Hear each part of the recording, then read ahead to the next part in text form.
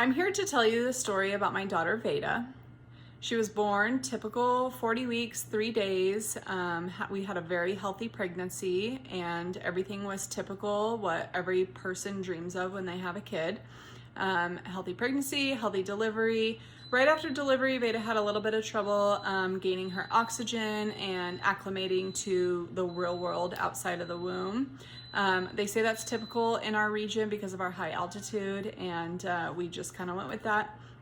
After about 6 hours on oxygen, Vayda came to. She was able to breathe on her own. Everything was working normally, just like you would want to when you have a healthy pregnancy. We went home with our daughter. We developed just like every other family develops. We started acquiring milestones and working hard to do all sorts of different things. We were just in heaven, enjoying our family and learning how to be parents, basically. At 4 months old, Vayda developed a fever. This fever was right around Christmas time. We were just kind of learning. We're first-time parents, learning how you do things. At the next morning, the day before Christmas Eve, Vayda woke up and she wasn't herself. Her body was limp, her eyes were kind of going all over the place, and immediately I knew something was wrong. We called the paramedics showed up. They assumed she was having a seizure. They got her acclimated. We got in the ambulance and we went to one of our local regional hospitals. When we were at that hospital, nobody really knew what was going on with Vayda. They couldn't really pinpoint why she was having this reaction to a fever. Her body, like I said, was completely limp. She was kind of floppy, and she was having eye nystagmus, where one eye's going one way, one eye's going the other way, and it lasted quite a few hours. It was quite scary. We actually declined to stay at that hospital, and we left against medical advice and went to another regional hospital that has a little bit more specialty in children. When we got to that hospital, they were able to find out that Vayda had a UTI. That UTI could have been triggering a febrile seizure. The next day, Christmas Eve, we were in the hospital and they kind of chalked it all up to that. They put her on an antibiotic, and every time she got that antibiotic, she started kind of coming back to us more. Her tone improved, her eyes calmed down. But overall, we were released on Christmas Eve and we went home. It was kind of a grim Christmas for our first Christmas with our daughter, but we made the best of it. It took about 4 or 5 days for Vayda to fully come back to us, and when I mean that is her tone, she went from like a normal typical baby to floppy to kind of like repairing that tone again. After about 4 or 5 days, we had our daughter back. We kind of also chalked it up as febrile seizures, and life went on. Vayda was able to sit up unassisted at 4 months old. She was able to bear weight through her legs and stand probably at 4 or 6 months old. She said dada for the first time at probably about 6 months old, and life was good. We were just developing like a typical family would develop, and we were celebrating all these milestones that normal families celebrate, and it was just the coolest experience that I've ever been able to be a part of. To watch your kid do the things is pretty special. About 11 months old, I was at work. I got a call. Vayda had a fever, and I just knew in my gut that I gotta go. I gotta leave work. Like, we already had one fever and it was a little traumatic, and I just felt like all the way through my spine, like, I gotta go, I gotta get to her. I did go pick her up. We got home. Actually, my husband picked her up. We got home, and throughout that next 24 hours, all these things started happening to Vayda. She lost all control in her neck. She couldn't hold her head up. And before I know it, she was having these tremors, and her body was kind of like jerking. We thought, does she have the chills? Does she have a fever? Granted, we're first-time parents, and we're kind of just learning how a baby reacts to these things. And after 24 hours of the fever, she started losing like muscle tone in her limbs and couldn't move them. She already had kind of a floppy neck. We were able to get her to the emergency room. They ended up giving her fluids, checking her, running all the tests. Everything came back negative. So we went home. After we went home for another 24 hours was the last time we heard her speak verbally for probably about a year. She said dad, And life just changed after that. She went completely paralyzed in her body. We went back to the ER within 24 hours. That's what they tell you to do. If she doesn't improve, come back. So we decided to go back to the ER, and I pulled her out of the car right in the valet area, and I walked her in, and triage just said, "Holy crap, that's a limp baby. Follow me." And they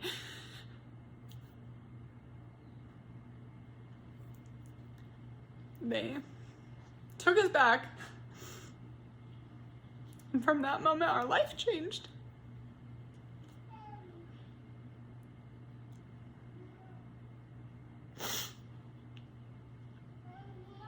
We don't really go back and talk about this much, so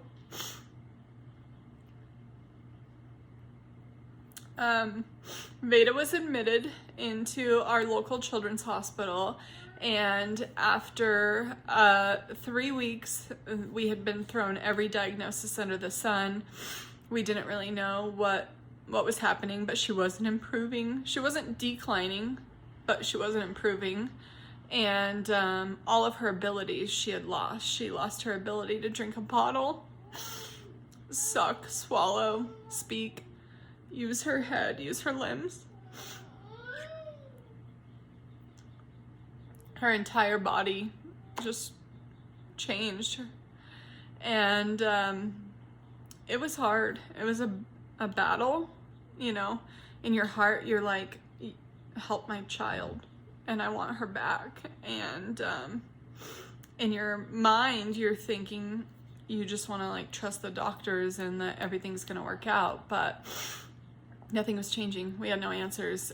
They threw different diagnoses at us, Guillain-Barré, botulism, spinal meningitis. I mean, the list goes on. And they tried to treat her for all these things that they thought that it might be. And it took me, as a new mom, digging deep inside my soul to demand that we go to a different hospital. Now, it's really hard when you need more help outside of your community and you're going to be ripped from your life and your family and everything normal. Luckily, we were able to get into a children's hospital in Salt Lake City, Primary Children's Hospital. They sent a plane. Vayda and I got on an airplane and flew to Utah. We were admitted. Again, they still thought it could be botulism, and my husband and I prayed that it was botulism, because botulism at least has a cure, might take some time, a rehabilitation, but we had no clue what we were up against. And after another couple weeks, well, after a few days at Primary Children's, a geneticist came in. And at our local children's hospital, we don't have the ability to see a geneticist right on site. And so a geneticist came in, he took one look at Vayda, and he said, if it's not botulism, it's genetic. And I'm gonna go ahead and process the orders to have genetic testing done. With genetic testing done, usually they test the child. The testing we got done was whole genome sequencing, and they take her blood, and then they take the parents' blood, and they just want to make sure that if it is genetic, that the parents didn't pass it themselves, and if they did pass it themselves, they need to make sure that they know what the risk is if they continue to have kids. So we end up getting discharged. My daughter's on a feeding tube. We get flown back home to Reno, and on my 35th birthday, we get a phone call from the genetic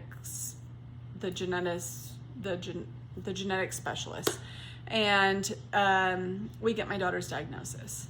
And her diagnosis is it's on the ATP1A3 gene.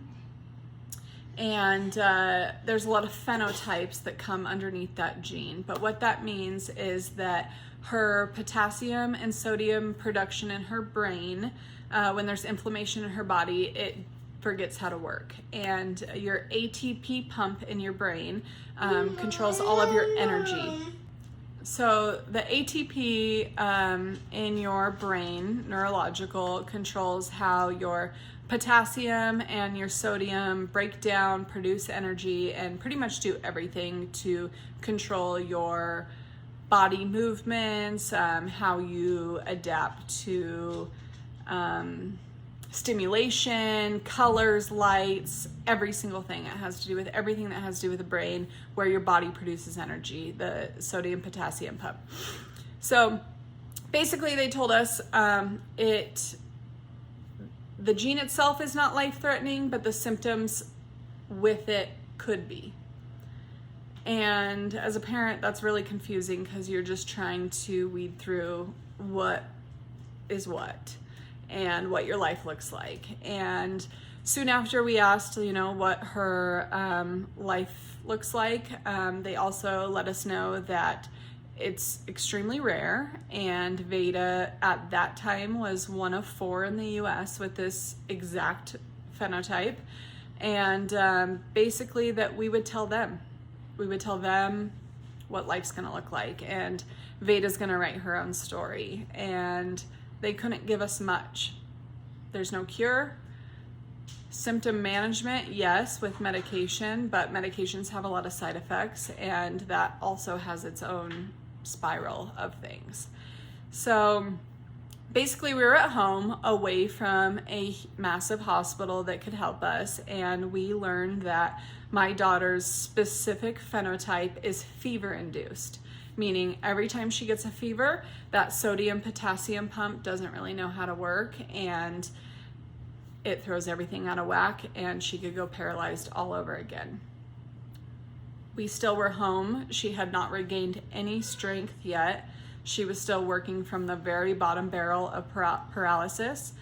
She also had severe dystonia. Her arm was kind of stuck up backwards, and her right leg was stuck up by her head. Save you the visual, but she had no control over that. It's neurological. It was extremely painful. We had no idea how to treat her. Doctors didn't know.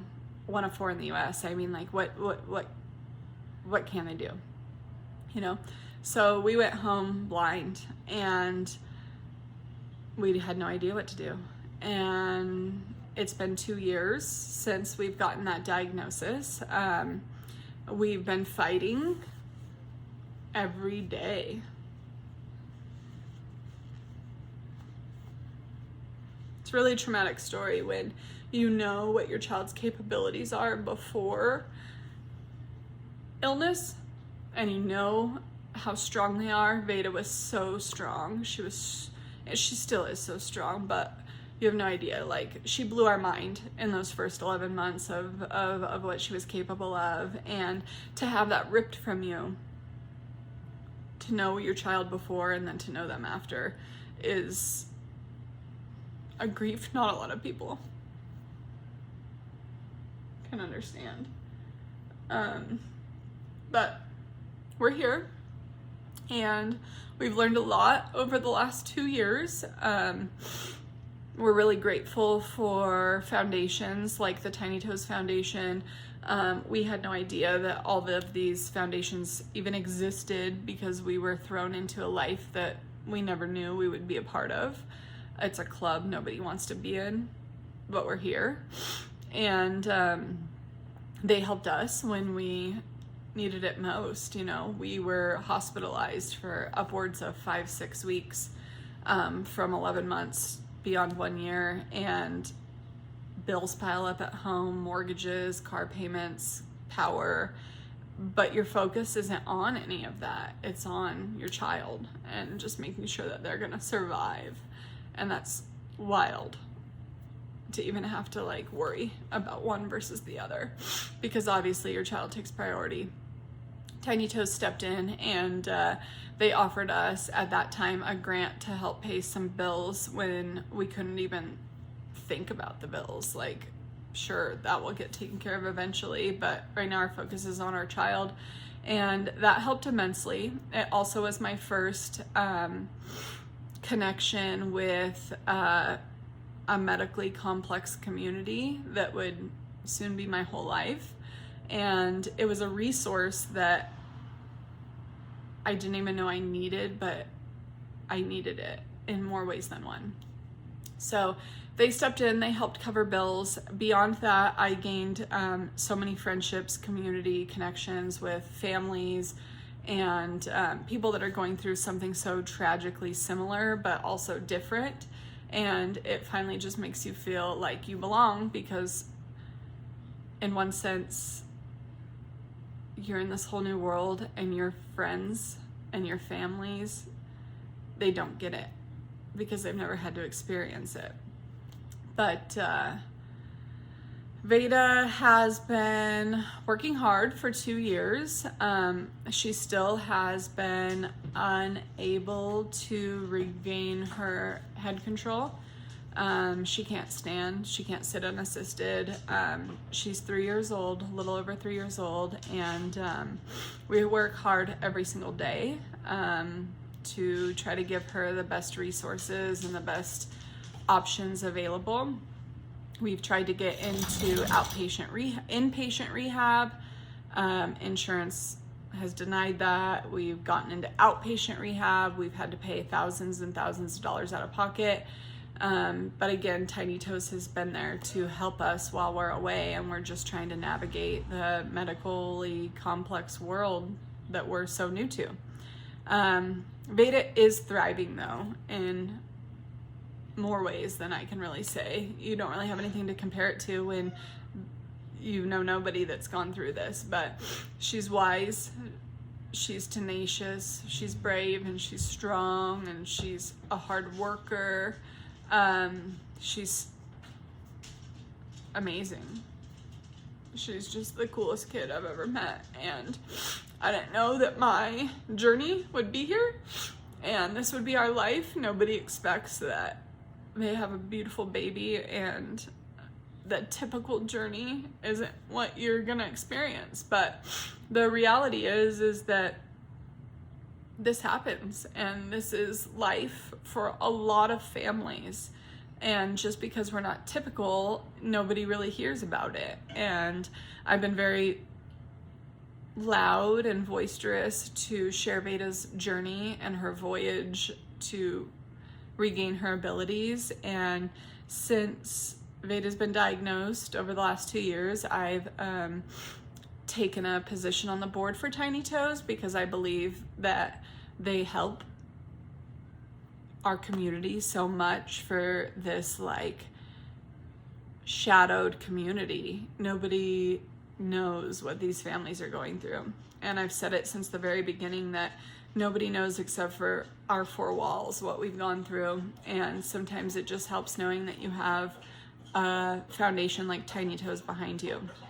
On top of that, having just a supportive family and a community that shows up is huge, and not everybody has that either. And I don't say we don't have it 100%, but we have what we have, and we're grateful for that. We have Tiny Toes, and we have our close-knit family, and we're all learning as we go, and we're navigating this life we never knew we'd be a part of, and it's really hard.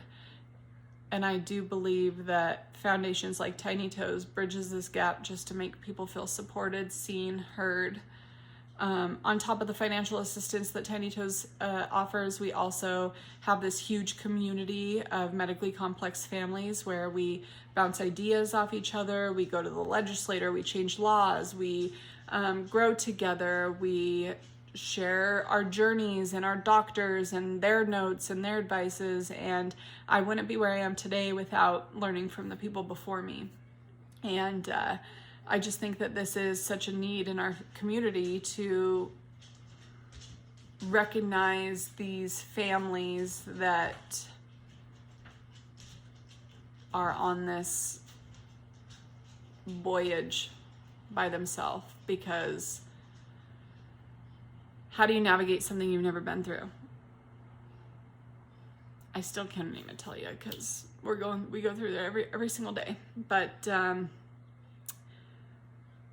yeah, that's our story. Vayda's 3 years old now, and we travel probably 110 days a year, if I had to guess off the top of my head.